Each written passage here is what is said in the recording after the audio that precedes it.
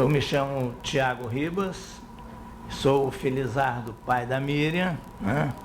E a mãe se chama Miriam Terezinha, que para nós chamamos mais de Terezinha.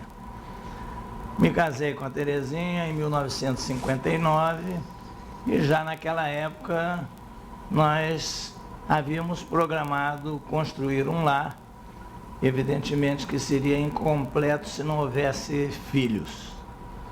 E, surpreendentemente para muitos, eu vou dizer até que conversando a respeito dessa matéria, a gente ainda no tempo de namoro e de noivado, que naquela época se falava também em noivado, hoje fala-se menos, nós já tínhamos programado que se não tivéssemos filhos biológicos, nós adotaríamos uma ou duas crianças.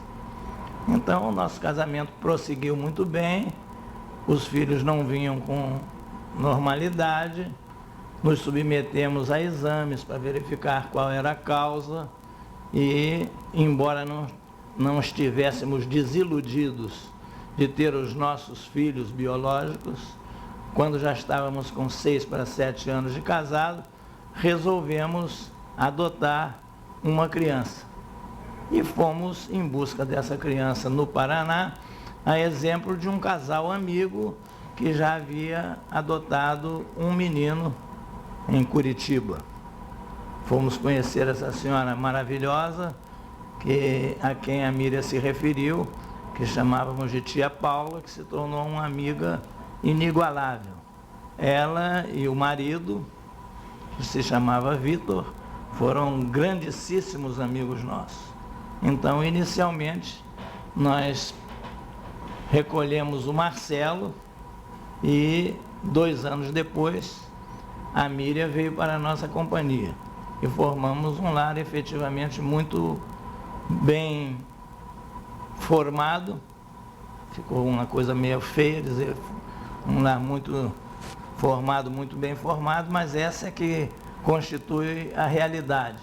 E desde cedo convivemos muito bem, não tendo tido na vida problema relativamente à origem dessas nossas queridas crianças.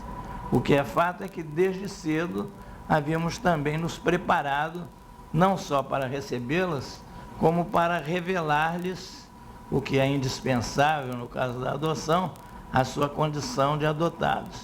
De maneira que desde cedo, Terezinha e eu costumávamos contar-lhes histórias que começavam por dizer que havia um casal que não tinha filhos e que foi a uma casa muito bonita, onde havia muitas crianças e que procurou escolher, evidentemente, a criança mais bonita que ali estava.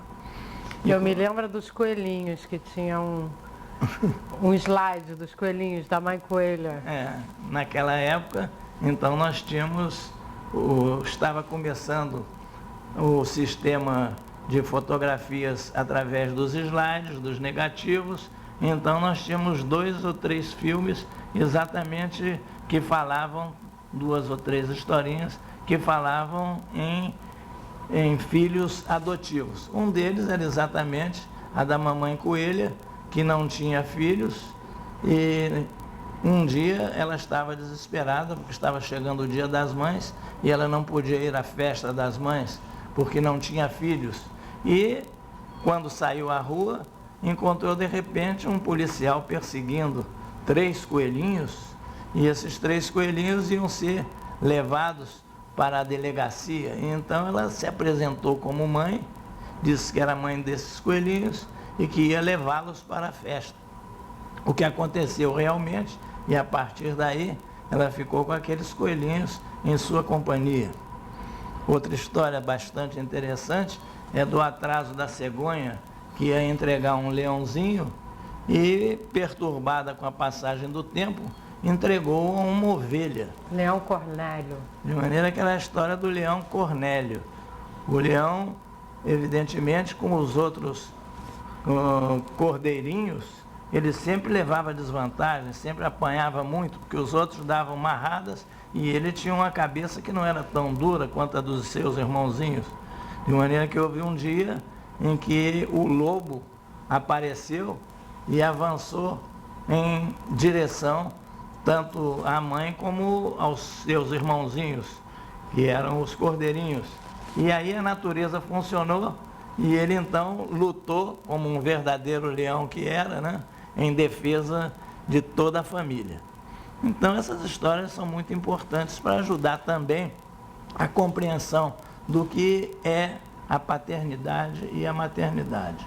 Não há diferença entre filhos biológicos e filhos adotivos, porque o que interessa é o afeto. Muitos filhos biológicos às vezes não são desejados, vêm por acaso, né?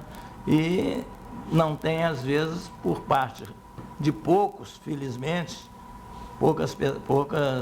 poucos pais deixam de atender bem aos seus filhos, mas infelizmente há casos, seja por doença, seja às vezes por condições de vida, pessoas que bebem muito, que podem estar sujeitas também a vícios através de tóxicos, esse negócio todo, de maneira que é muito importante que essas crianças que estão filhos de pais nessa natureza, elas venham a pertencer a um lar efetivamente.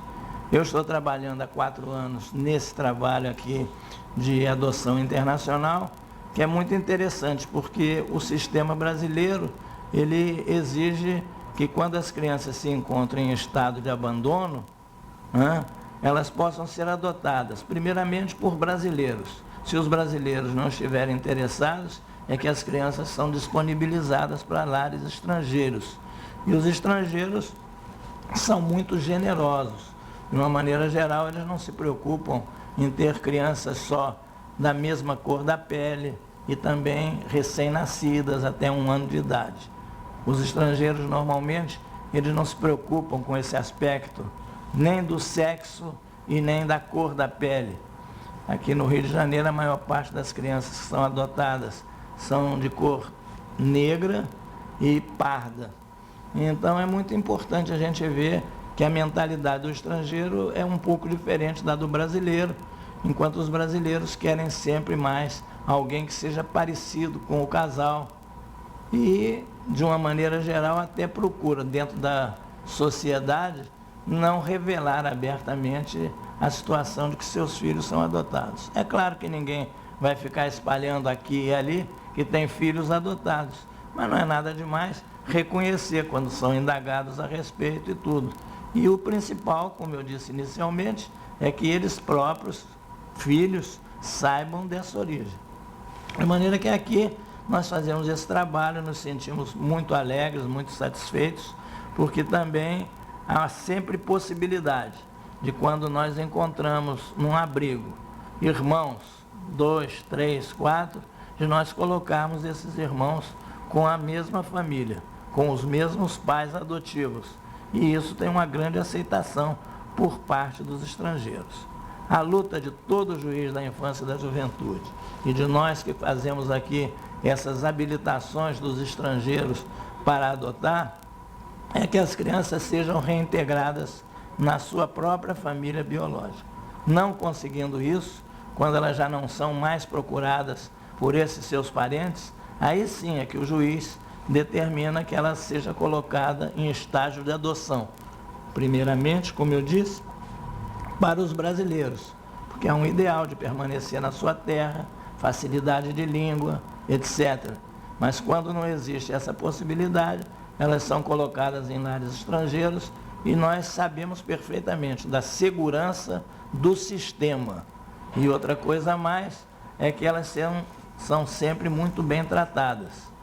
E nós pedimos sempre a esses casais ou a essas pessoas que podem ser solteiras ou viúvas que adotam as nossas crianças, que num período de 2 anos nos enviem dados a respeito de como elas se encontram. E temos um pequeno museu que traz aqui as fotografias dessas crianças no seu novo lar, na sua nova pátria, e também boletins médicos e boletins escolares. Então, estamos muito satisfeitos nessa tarefa. Todos aqueles que adotam já fazem uma gestação, que é aquele momento de espera, aquele período enquanto aguardam que as crianças cheguem, e verdadeiramente, nós que somos pais adotivos, não vemos diferença nenhuma, porque ninguém pode querer mais bem aos seus filhos do que nós queremos aos nossos. Não é isso, Miriam?